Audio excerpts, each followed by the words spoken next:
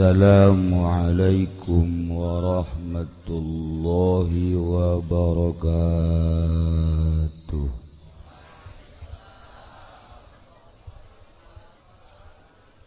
Alhamdulillah, wassalatu wassalamu ala rasulillah Muhammad ibn Abdullah wa ala alihi wa sahbihi wa mawala, amma ba'du. Faqala Allah ta'ala fil Qur'anil Karim wa huwa asdaqul qailin. Bismillahirrahmanirrahim. Wa dzakir fa inna dzikra tanfa'ul mu'minin. Langkung tipayun orang sami-sami nyanggakeun puja seunareng puji ka Gusti Allah anu Maha Suci.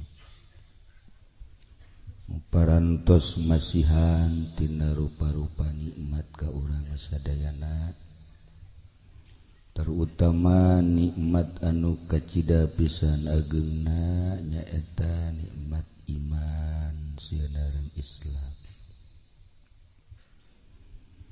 Shalawat sinareng salam mugia dilimpahkeun ka junjunan alam Kangjeng Nabi urang Kangjeng Nabi Muhammad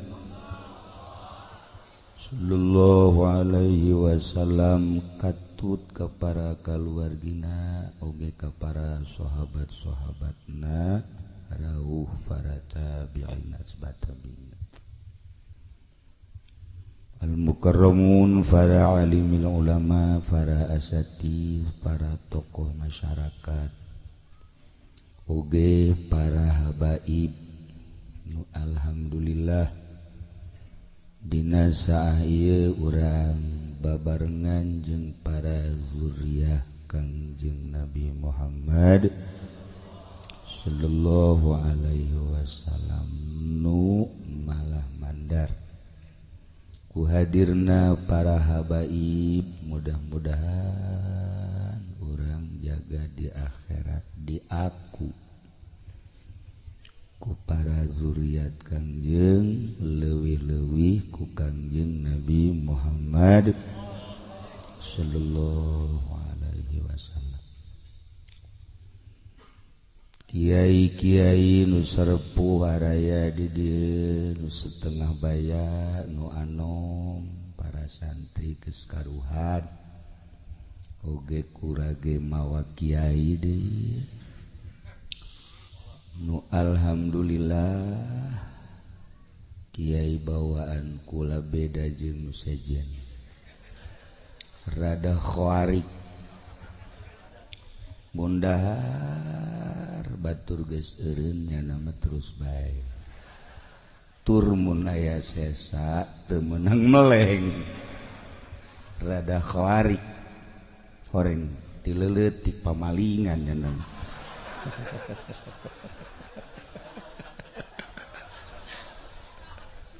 Eta watek datang ka kuari. Masyaallah. Kalayan inayah ti Gusti Allah, alhamdulillah. Padahal sim kuring mah geus wanti-wanti ulah pudlah nu sejen bae geus teu pati dibere resep ririungan jeung lalaki mah.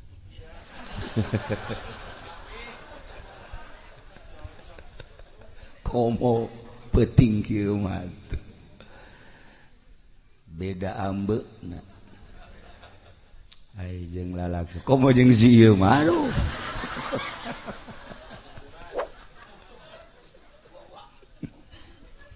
Meureun bawa ti ajal namanya.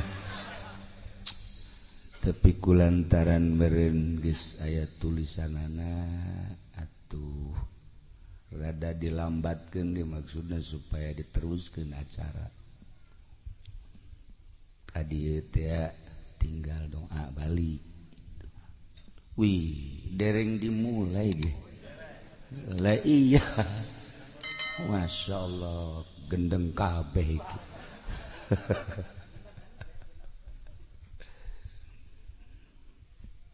Wengi ieu urang mieling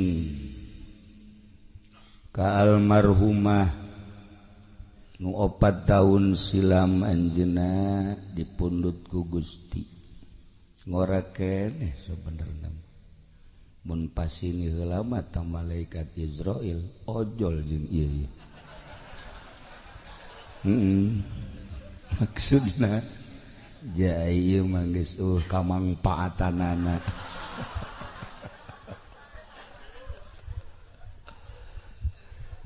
Tapi kulantaran teu bisa ojol jeung teu bisa disogok malaikat malain cara kipudali kisopa tama kiai rorongsokan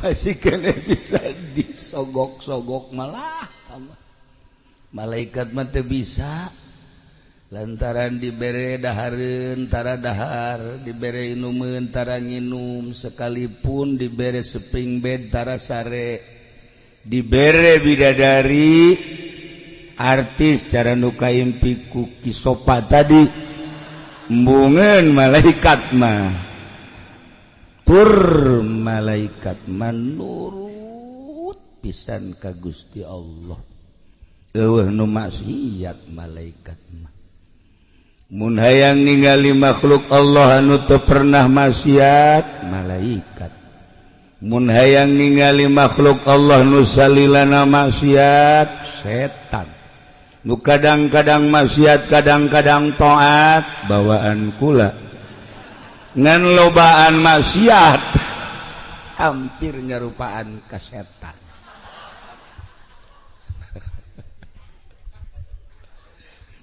Ku ayana manusia mah antara malaikat jeung setan atuh disupri titah nuturkeun instruksi Gusti Allah melalui syariat, melalui thariqah, melalui hakikat.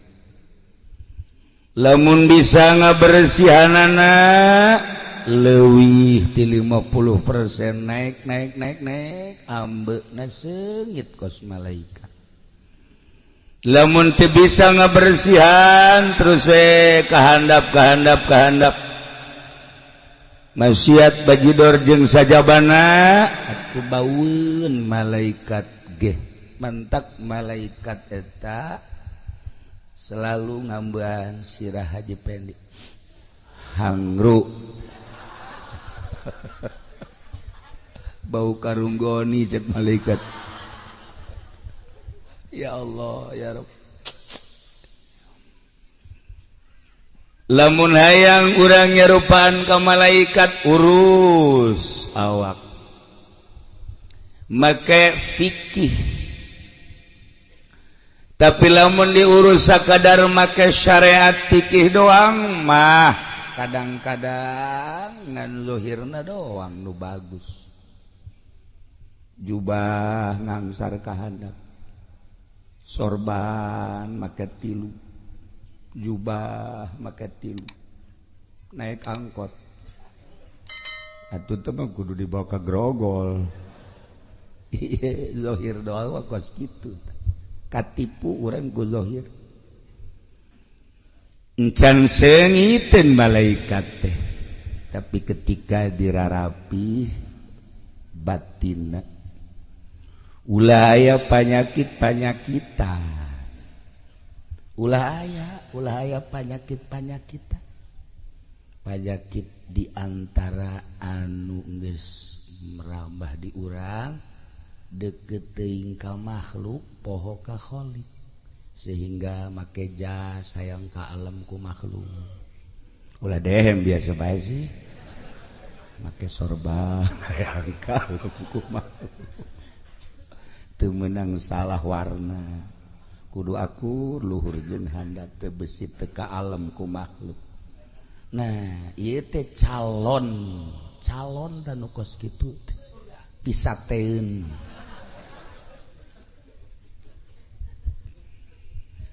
bersihan gerage tina panyakit sebab urang teh baheula suci ketika diturunkan ka dunia diasupkeun ka jasad loba watek-watek di jasad mata celi irung sungut jeung sajabana roh urang teh milu ka perwatakan eta ketika kaluar deui teh maot atuh bobolokot nilah nu dikhawatirkeun teh ketika urang maot ternyata roh urang teh henteu suci sakubah anu pertama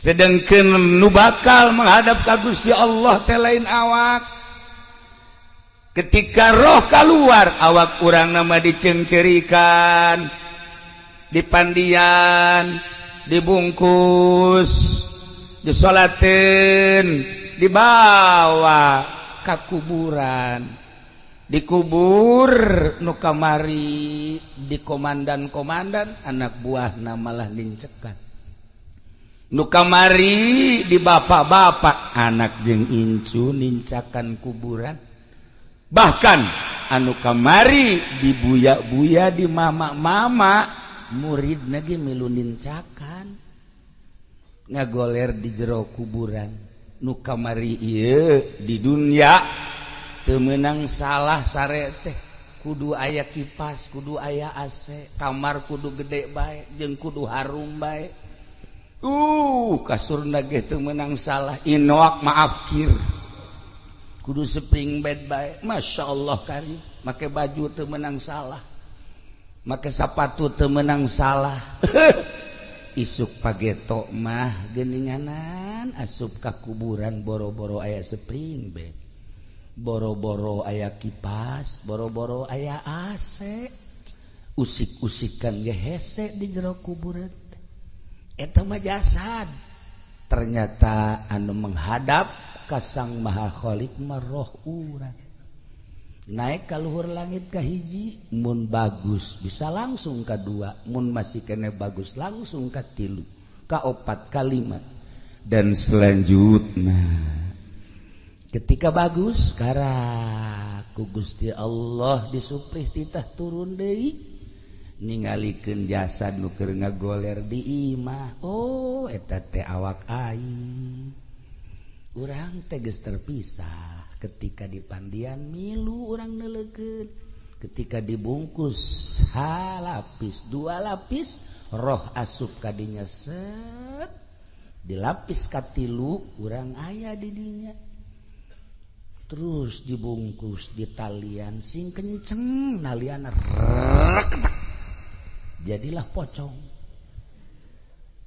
dibawa ka masjid kadenge saha imamna saha anu beritakeun sebab roh urang aya di dieu dibawa terus ka kuburan milu urang Masya Allah lamun bagus indah tapi lamun goreng roh urang naik ka langit ditanya roh saha ieu urang pondok coba bukuna coba barang di deuleu ya Karim ieu mah subuhna kolboan 90% kolboan cak malaikat teu narima nu kodok ieu mah ye terus dagangna oplosan teu beres ieu mah ye dijejak ku malaikat dijejak terus ka handap set jadilah ririwa sapondok sarieun kabeh asal magrib kunci lawang besi air ririwah di pendi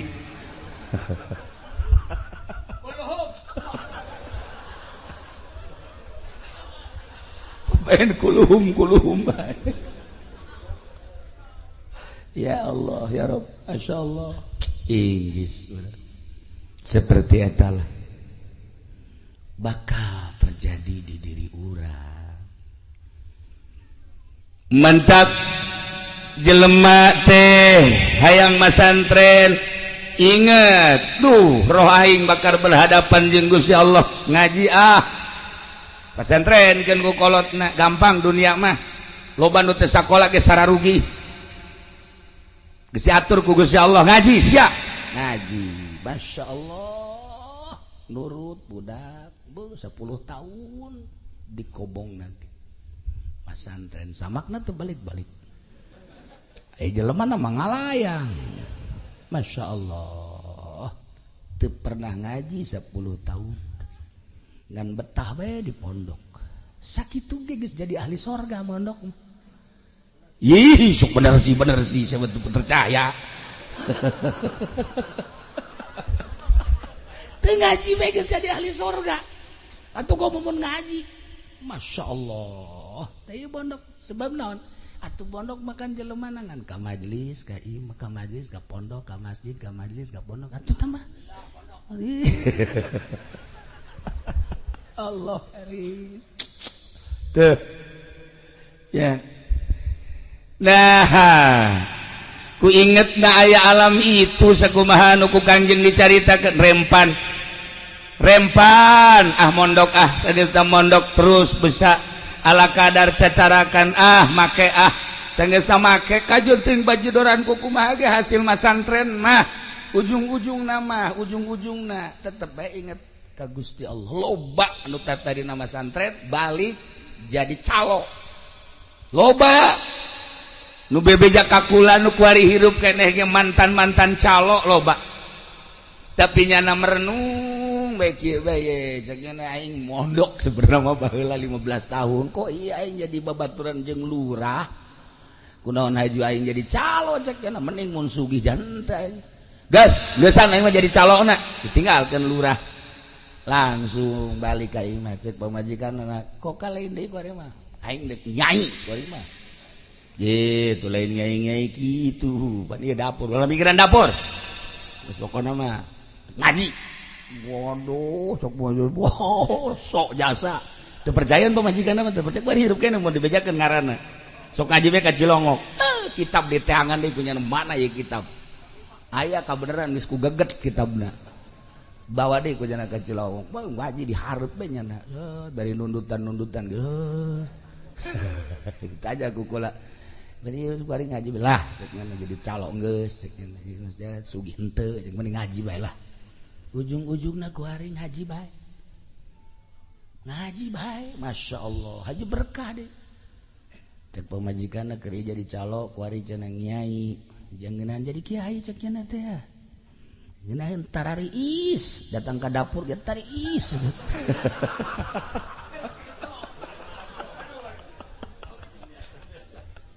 Masya Allah ujung-ujungna gerage ujung-ujungna buku kula dicaritakeun nu baru ka pasantren aya anu jadi ustad doang boga majelis taklim loba nu tadi nama santren aju ku hari andieup loba ta santri mah ujung-ujungna mah hampir husnul khotimah bae beureun eta tapak di pondok ngadapang urut ngadenge-ngadengikeun terus milu teu bisa nageh jang diri nama aya tama santren dek ka mana tuh urang nyedek balik ka ditu iyalah jelema lamun percaya maot percaya teu percaya aya jadah ge kayakinan mah jadulurna ge pararae sageusna percaya maot bahwa di jero kubur teh bakal aya pertanyaan sageusna aya pertanyaan bisa ngajawab apa henteu lamun direnung encan engke bakal aya mauqif engke aya mizan engke bakal aya jembatan siratal mustaqim moal bisa ka sorga tanpa jembatan siratal mustaqim renungkeun coba ge eta pasti hate letikna duh aing mondok bae lah loba nu ka Cilongok ge kiai cenah kula deuk mondok bae kumaha kiai bae bekal teu mah wajiban atuh jadi kiai ieu lalakon teh jadi nyedekeun ka aing kabeh oh masalah sih aing deuk oh masalah nah seperti etalah nu bakal kajadian roh urang nu bakal berhadapan jeung Allah ketika asup ke jero kuburan anu ku urang sok dicaritakeun nya sempit nya poek nya sepi ternyata lain di kuburan teh horenganan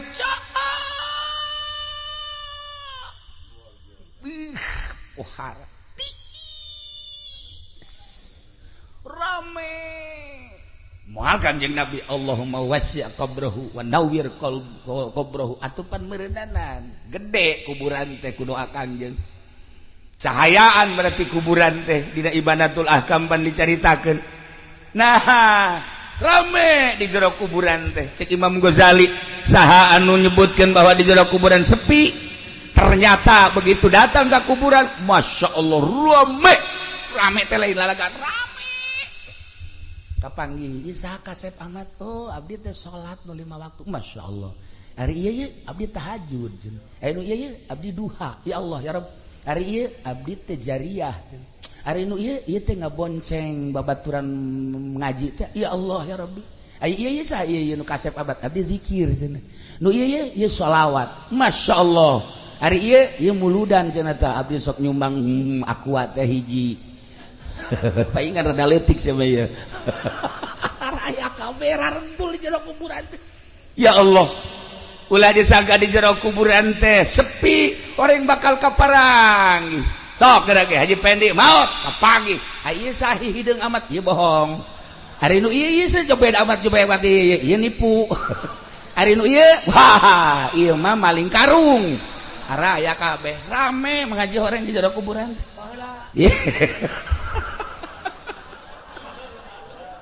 raya kabeh di jero kuburan Masya Allah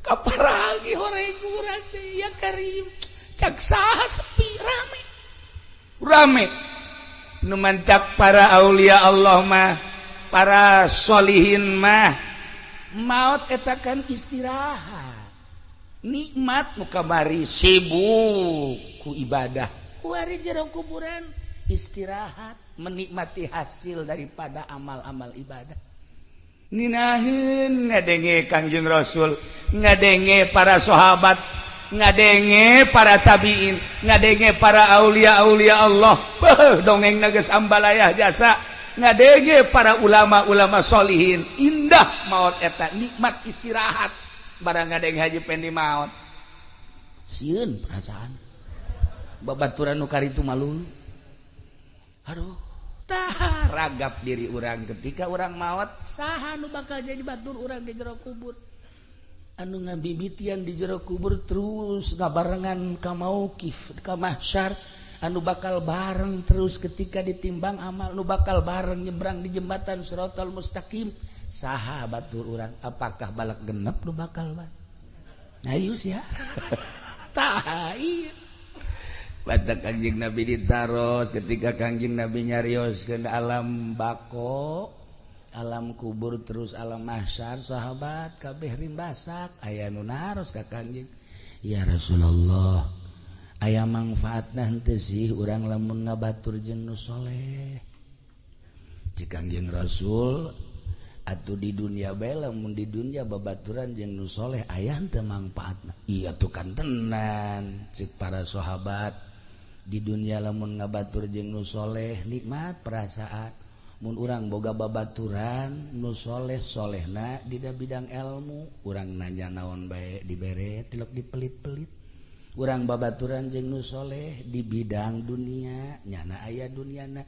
urang minta bantuan tara dipelit-pelit urang minta bantuan ka Haji Pendi hati cek jana teh sia datangna ka dieu minta bantuan bae aing dibantuaneun sia asana nyeri perasaan tah eta mah toleh nu geus ngaranna teh beda aya sod aya to tah mun babaturan nu soleh selalu ngangeunahkeun nyana gagah urang lemah ketika urang minta bantuan kanu gagahna soleh kakos uruskeun kos kitu bae geus tanggung jawab sia mah tenang bae urang memehna naon geus senang bae ngeunaheun boga babaturan soleh dijabarkeun lah ku Kanjeng Nabi sakumaha di dunia urang babaturan boga babaturan nu soleh aya mangpaatna atuh di akhirat ge sarua mantap kabeh kaharareup sahabat aya naon cek Kangjeng Rasul kok kaharareup abdi mah aya ngabatur jeung tuan bae abeh di akhirat nangeunahkeun cek kabana bae abdi mandek jeung tuan bae kajen teuing kuku bahagia sebab ucapan tuan engke bakal terbukti di akhirat abdi mah kajen kuku bahagia endek jeung tuan bae tidinya cek Kangjeng Rasul henteu kudu jeung kula menggeus puguh cek Kangjeng Rasul insyaallah saha bae oge boro nu kazamanan kuari anu henteu kazamanan dia terus datang ka tahun 2018 wow atuh di syafaatan bae cek Kangjeng Rasul kuari mah pilih bae tah para sahabat anu kira-kira soleh saha kira-kira sok kadinya Kangjeng Nabi na ngaleos kabeh karumpul ka Sina Abu Bakar Siddiq ngariung cak Abu Bakar nanaonan dia kami mah hayang jeung tuan bae iya itu pan aya Sina Umar aya sesuatu henteu iman nu geus kanyawan Umar mah galak dina teh cak Umar nanaonan sia kabeh ngariung jeung Sina Abu Bakar Siddiq kami mah hayang bareng bae jeung tuan sebab ucapan Kangjeng Rasul seperti eta diriung-riung ka mana bae Sina Abu Bakar Siddiq lantaran lain di dunia engke di akhirat manfaatna. Nah, lamun kuari urang boga batur anu soleh, kemudian ke di akhirat deuk saha deui urang minta tulung, jaka si eta mamanya teuing. Nya nagari weuheun. Urang minta tulung aja tulungan boro-boro jang sia. Aing ge ieu dirante gitu. Waduh, pan eta ngeri urang gos gitu.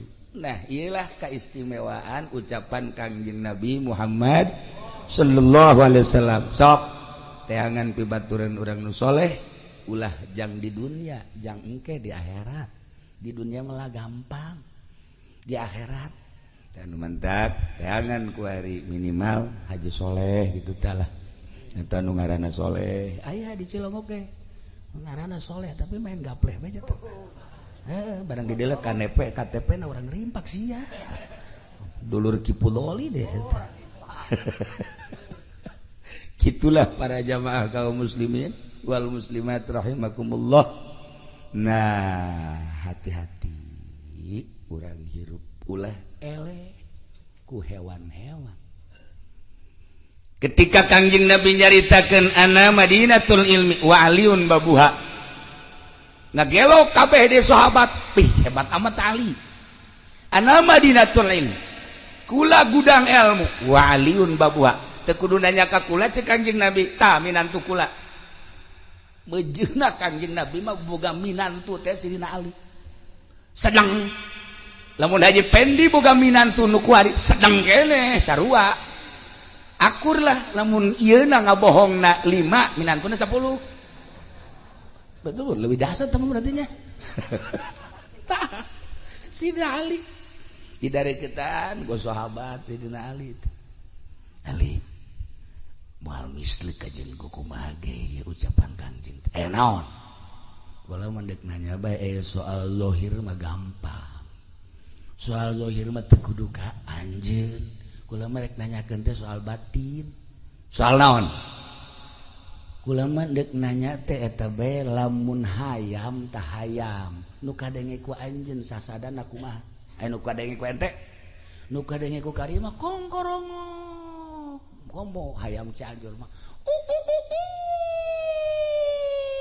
napas urang geus beaknya mencan pelung Cianjur pohara eta wih cek Sidina Ali nu kadenge ku kula mah lain eta nu kadenge ku kula mah hayam teh bahasana subuhun kudusun rabbuna wa rabbul malaikati war ruh subhanallah walhamdulillah wala ilaha illallah wallahu akbar masyaallah saha orang nu bisa ngadenge suara hayam modal kitu tapi kadenge ku Sidina Ali mah subuhun kudusun rabbuna wa rabbul malaikati war ruh mantap Kangjeng Nabi nyunahkeun urang boga hayam jago warna putih sukuna koneng moal aya di mana ge sukuna koneng kok moal aja mah hese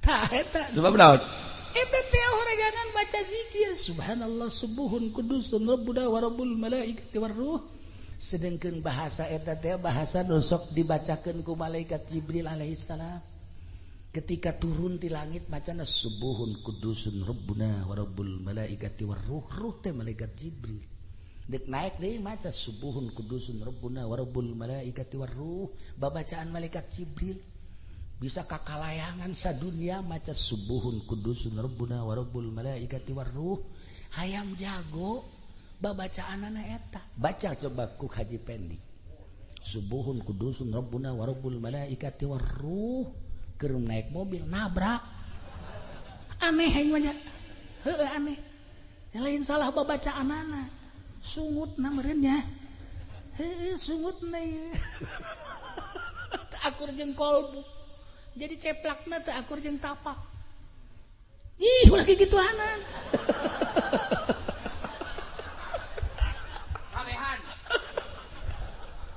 ieu subuhun kudusun Masya Allah kari itu bahasa hayam Sidina Ali ditaros di tuan ari eta sih bangkong kumaha eta bahasana bangkong bahasana subhanallah alhamdulillah subhanallah alhamdulillah subhanallah alhamdulillah bangkong mawajan subhanallah alhamdulillah subhanallah alhamdulillah teu eureun kadenge kurang kok horengan subhanallah alhamdulillah subhanallah alhamdulillah subhanallah alhamdulillah eta bahasa bangkong. Coba bahasa Haji Pendi goni karung atuh masih kene muliaan bangkong jeung sieu mah Masya Allah karim guys bari mah urang manggi bangkong usapan manggi sieu tinju hebatan bangkong Masya Allah karim satu ketika aya si Mbak lulumpatan ka imah ba'da subuh si Mbak aya naon Mbak ada apa saya kaget cenah tadi malam kaget apa sih kaget kok saya ngedengar suara perkutut saya kok bahasanya bukan suara perkutut yang kedengar sama saya luhur amat sih Mbak apa yang kedengar sama Mbak kedengarannya ilallah la ilaha illallah la ilaha illallah la ilaha illallah Masya Allah Mbak itu jam berapa itu bangun jam 3 kok bisa bangun jam 3 mau ke pasar sekian teh terus dagang sayur terus itu Mbak kok bisa mendengar gitu emang suka ibadah apa saya mandi dulu setelah mandi sholat tahajud setelah tahajud baru saya ke pasar begitu saya kalau mau ke pasar Masya Allah tuh palingan bisa ngadenge itu jatuh pernah yang ngadenge tisia kos gitu betul hebatan si Mbak daripada tukang karung mah atunya mah hudang malah nu dihandap leuwih ti heula hudangna oreganan Masya Allah kasih Mbak bisa dibukakan hijab Gusti Allah meureun nol hatena di Cilongok eta kula kaget eta kasih Mbak ya Allah ya Rabb horenganan hudang mandi wudu tahajud beres terus berangkat jam 3 ka pasar satu ketika ngadenge suara perukutuna seperti eta sarua jeung nu dijabarkeun ku Sayyidina Ali karramallahu wajah ana Madinatul Ilm wa aliun babuha pohara nah iyalah lamun dicaritakeun hewan ditataan ku Sidina Ali bahasa onta bahasa sapi bahasa jamus bahasa munding bahasa berbagai hewan dijabarkeun ku Sidina Ali hebat amat eta Sidina Ali bisa nyahueun ka bahasa hewan luar biasa eta Sidina Ali Masya Allah nu mantak wajar lamun terus bae urang ngahadiahan Abu Bakar Umar Utsman Ali Abu Bakar Umar Utsman Ali horenganan kos kitu atupan sieu mah mun maot anakna ge wallahu alam hadiah wallah henteu heeh anakna misalnya itu bapak udah meninggal biarin aja enggak tuh lu jarang dah lagi hidupnya juga begitu ulah sampaikeun ka kitu tak tanamkan coba rasa kecintaan anak terhadap urang abeh ketika urang geus ngagojod di jero kubur anak bisa hadiah ka urang anak bisa ngiriman teu butuheun jeruk anu di kuburan mah butuheun ge Fatihah doa Quran cenah ieu loba jeruk niat hadiahna ieu kabeh kadaharan ganjaranna jang ahli kubur. Ya Allah ya Rabbi tuh seperti etalah mantep kula begitu zarah ke Habib Lutfi do aju ngobrol di luhur luaan cekanya dongeng kieu cakap bibut itu ada seorang santri ziarah ke kuburan. Begitu ziarah sering di situ nggak ada kerasanya. Ziarah kok nggak ada kerasanya, bebeja tah ka guruna. Begitu bebeja ka guruna. Saya ziarah udah berapa lama ke makam itu, tapi nggak ada kerasanya. Tuan guru ini bagaimana? Ziarah kemana? Ke makam yang di sono. Atau kenapa ziarah ke situ? Emang kenapa? Itu mah garong. Kenapa dijarahin? Tah, si hade tah. Urang bisi salah zarah. Horenganan jerona garong. Kuari kan loba nu maruncul mantak kula harita ngalarang aya kuburan anyar di zarahan ulah bisi garong. Atuh cenah di zarahan megarong ge teu lain teu naon kitu ulah bisi salah tekad. Oh, aya baheula hiji kuburan rame di zarahan. Kuncena ge datang ka sugih. Kuncena sugih lantaran nu zarahna loba jasa. Boga anaknya na hiji-hiji na lalaki. Kulantaran nyana deudeuh jasa ka anak, nyana ka anakna ceng masantren bae nya. Kana ka daerah anu baheula masantren teh dibekelan, terus dibekelan himar. Tah ieu jang paranti di pondok berangkat nyana ka ditu.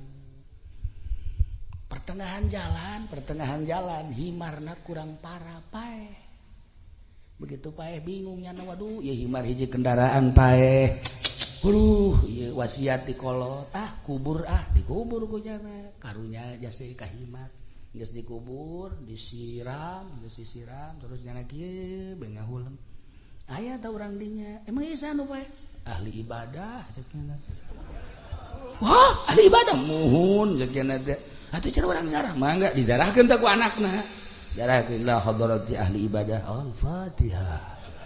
Milu nya nam. Bebeja tah sia tah.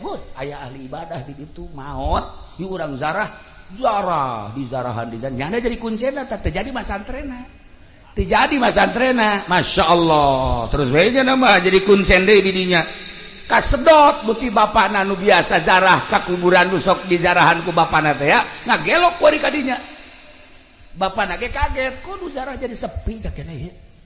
Aya kabar di anu cenah rame jasa.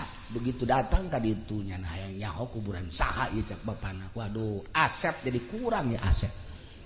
Masyaallah datang ka dinya barang di deuleu kuncen ieu mah ajaib anak aing. Masyaallah sia ieu jadi kuncen. Moho teu jadi masantren. Henteu mah kunaon? Himar pae bah. Aju dikubur di depan loba nu zarah. Kukula di bejahan ahli ibadah. Masya Allah bisaan sia nyebutkeun bisaan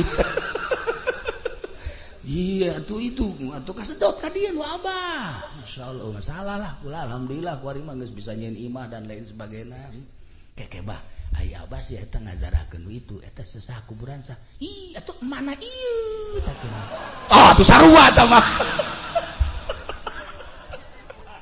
horenganan itu mana ieu anakna horenganan sing hade kukucuran duit teh horenganan kumaha ti luhurna baheula teh hasil nguncen anakna jadi kuncen deui baheula teh duit teh ti imah himar kuari jadi himar deui anakna anak himar nah ieulah pendidikan supi ulah sambarangan horenganan lamun carita almarhum abah baheula masantren di Kosambi kemudian ayah santri maling peteuy geus kitu dahar bareng cak abah teh ieu peteuy nang di mana tah meunang ngalah ti nu tatangga ulah di dahar cak abah teh bahaya sia eta keur di pondokna keneh geus bisa amanat ulah di dahar aya nang maling mah pan si ieu mah lain nang di mana teh sia nang maling keneh urang oragu kan beda bahasana gen mah teh kos kieu teh bentukna di pondokna kene kudu dijaga masyaallah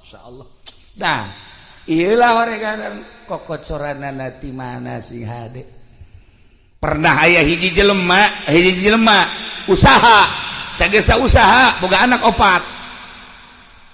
opat nyana masantrenkeun anak nu opat itu sambarangan ngabiayaanana sanajan usaha baheula mah ya awi baheula mah giribig dan lain sebagainya tetapi usaha anu jangga biayaan anak manu dianggap halal lagi halal na pisan teu diakurkeun teu dicampurkeun jeung hasil usaha-usaha nu sejen nah ye anakna nu opat-opatanana jadi kiai kabeh biayana beda masyaallah sok kuari ngaji pendi nah biayaan anak hasil ti dagang karung ulah dididik tak anak kuno sejen nyahok we ka karung asal didelep ku anakna oh karung ayam didelep oh karung goni oh ieu oh karung nyempet aya oh karung nyempet nyahok sorangan sebabna bensina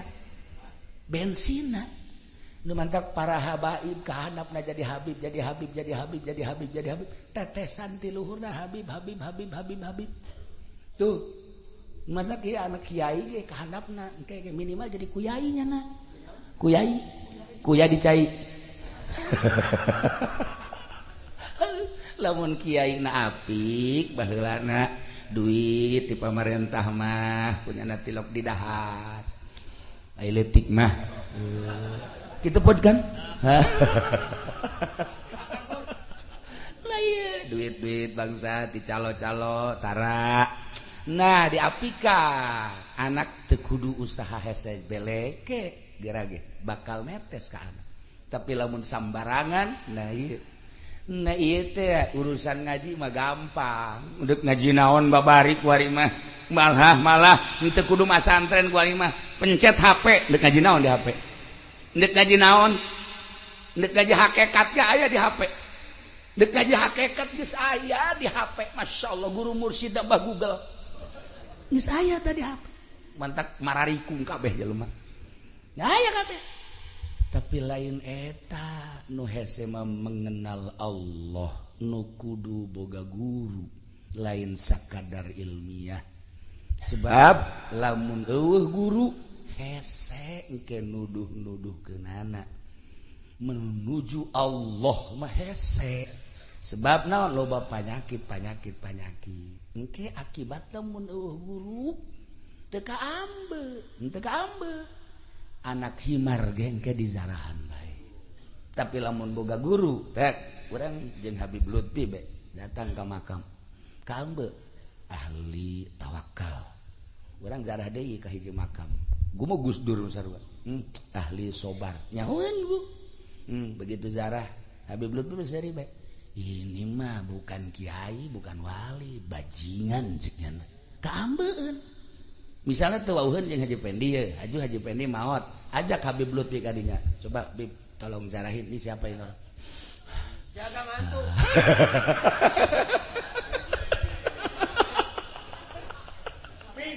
Bakal kaambe ku ahlina. Nah, iyalah ahli-ahli Allah bakal ngambe. Karena kehakikatan, karena kemarifatan apaleun. Ulah salah, urang dek ngaji naon? Aya fan-fanna aya guru-guruna ketika orang dek mengenal Allah ulah sambarangan kudu ka ahlina kitulah para jamaah kaum muslimin wal muslimat rahimakumullah ketika orang wauh jeung Allah indah ulah engke di akhirat di dunia dongeng-dongengna ketika orang ngalobakeun zikir hatta yamtaziza sehingga ngahiji bilahmihi wa dammihi teureun-eureun urang zikir la ilaha illallah la ilaha illallah la ilaha illallah la ilaha illallah emang eta la ilaha illallah atawa sholawat maca sholawat urang bakal ngahiji jeung daging urang bakal ngahiji jeung getih urang ketika guru kula di Banjar Kiai Haji Mumu putra ayah Banjar sok ngedeng nya nama ta salat teh di masjid aju kerek kadenge kan ku sate Haju Mali gundam berarti Allahumma sholli sholatan kamilatan wa sallim salaman taman ala sayyidina kekerek deui ke malik deui Allahumma sholli sholatan kamilatan wa sallim salaman gundamna bae sholawat coba si ieu gundam ayo coba hayang nyaho coba ayo gundamna goni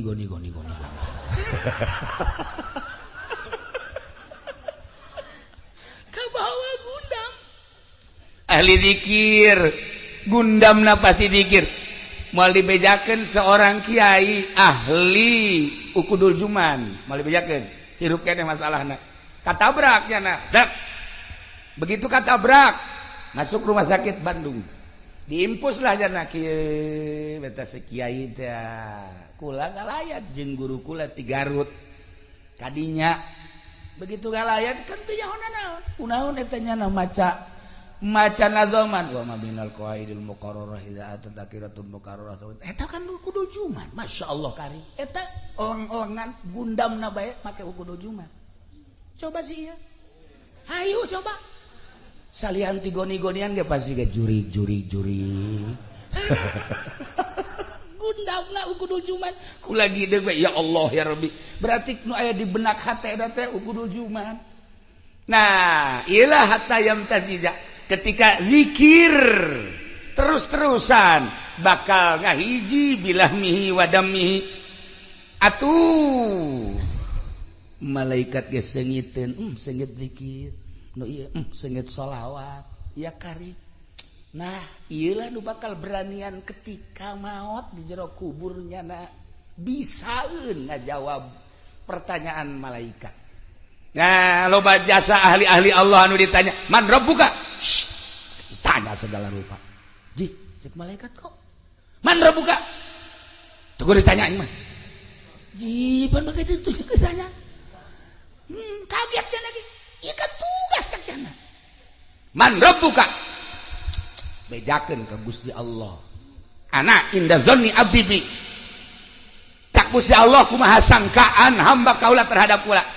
Aing geus boga sangka bahwa aing teh ya ieu teh salamet kajen kumaha ge. Ketika roh keluar boga sangka 100% salamet tina pertanyaan, maka ditanya-tanya. Cek malaikat kok kieu amat sih.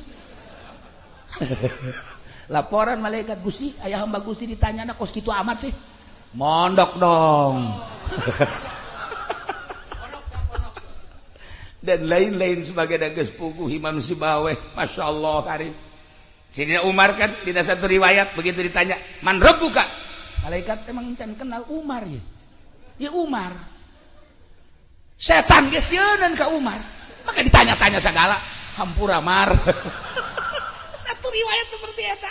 Ya Allah ya Rabb, anu cinta ka Tuhan si Abdul Qadir. Man rabbuka? Abdul Qadir, cacak-cacak Abdul Qadir bae pakai jawaban salamet atuh komo ka Kangjeng Nabi.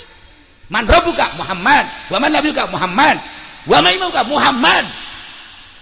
Atuh ka Abdul Qadir bae cinta salamet atuh komo ka Kangjeng Nabi. Meureun malaikat ge, kok ieu jawabanna Muhammad kabeh sih? Tanya. Nah, Haji Pedi, man rabbuka? Muhammad. Muhammad mana sih ya? Ya, cilaka sih ya. Muhammad emang yang teu nyaho. Ieu kampak ya.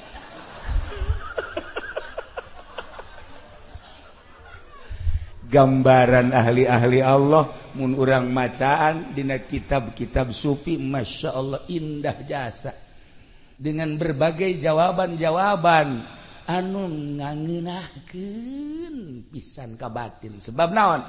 Asma Allah, sifat Allah jeung zat Allah geus ngahiji di awakna. Jadi nu ngajawab teh lahmihi wa dammihi. Saeutik ahli Allah ketika terjadi peperangan ngucur getihna kahandap ngabentuk Allah aya nu ahli sholawat ngabentuk Muhammad batur seperti eta renungkeun jeung tafakuran coba diri urang mun maot getih urang naon Itulah para jamaah kaum muslimin wal muslimat rahimakumullah, tina urayan kaula di awal tepi ke akhir ieu adalah merupakan jang memikirkan masa depan urang ti mimiti kubur datang tak terus ke alam mahsyar sing hade tetesan-tetesan sakumaha tadi kaambeun horeng ku malaikat oge ku ahli-ahli Allah kaambe ulah salah zarah urang sing hade besi anak himar di jarahan ku urang ya besi bajidor di jarahan ku urang tanyakeun geura ka ahlina sebab kaambeun ku ahlina mah boro-boro geus maot hirup keneh kieu ge kaambe kaambe lamun Ki Hairun liwat di Jati ti Ledu ka Cilongok nyana digelam kieu aya anu boga naon gitu ngara aya anu boga teluh cak nyana kaambeun dan lain-lain sebagainya ku ahli Allah selalu kaambe ngan teu meudang nyaritakeun geus urang lempengkeun kuari hate urang jeung keyakinan urang eueuh pangeran nu wajib disembah kecuali Allah Allah anu ngatur segala-galana yuk urang muntayang segala rupana ka Gusti Allah menta ka Gusti Allah jah hakikat mah kabeh ge ti Gusti Allah menta dimantepkeun keyakinan urang ka Gusti Allah sehingga dosa-dosa urang dihampura ku Gusti Allah amal-amal bagus urang ditarima ku Gusti Allah terutama nu kuari di hawalan mudah-mudahan dihampura sakabeh dosana dilegakeun di kuburanana dicaangkeun di kuburanana dibere kanikmatan ku Gusti Allah di jero kuburanana urang nu aya di dieu mudah-mudahan husnul khotimah bi barakati umil Quran al-Fatihah. Bismillahirrahmanirrahim. Alhamdulillahirabbil alamin arrahmanir rahim maliki yaumiddin iyyaka na'budu wa iyyaka nasta'in ihdinas siratal mustaqim siratal ladzina an'amta 'alaihim ghairil maghdubi 'alaihim waladdallin. Amin ya Allah ya rabbal alamin. Allahumma ihdinas siratal mustaqim. Allahumma ihdinas siratal mustaqim. Allahumma ihdinas siratal mustaqim siratal ladzina an'amta 'alaihim minan nabiyyin siddiqina wa syuhada wa salihin wa hasuna ulaika rafiqa dzalikal fadlu minallahi wa kafa billahi alima wa shalli wa sallim ala jami'il anbiya'i wal mursalin walhamdulillahi rabbil alamin. Taqabbal ya